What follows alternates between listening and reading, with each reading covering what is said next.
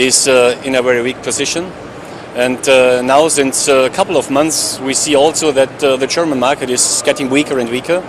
But nevertheless, you know, if your brand has good values, if your product is in good shape, you should not fear a market which is going backwards. So we fight back, we have good product, and we feel, at least because of our international presence, let's say, in a good balance.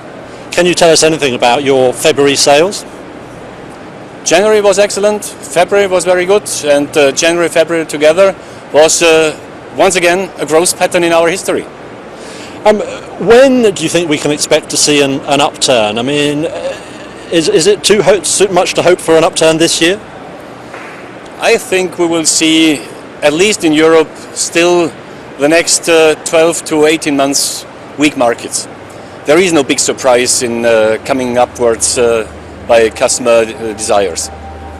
Looking outside Europe, where are we seeing growth? I mean, we did see last year some easing in demand for luxury cars in China, for example.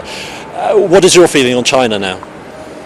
We have a very good feeling in China, because January was an unexpected growth of more than 30%, and also February was quite okay, beside of the Chinese New Year, and we see further on a growth pattern in China.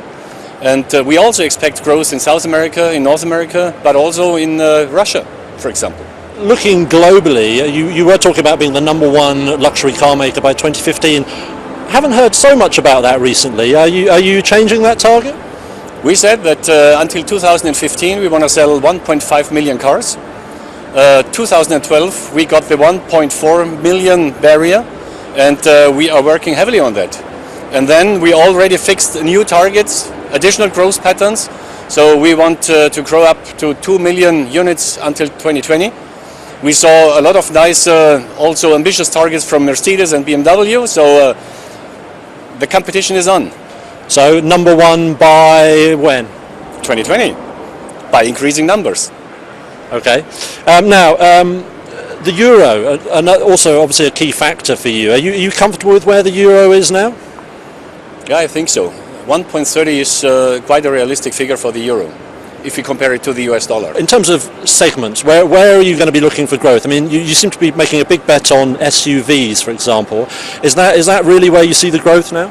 First of all, we will see growth in the A family, in the A3 family, and nevertheless, we see additional growth in the Q family, because the SUV segments, as a trend, will grow in all the markets, all over the world.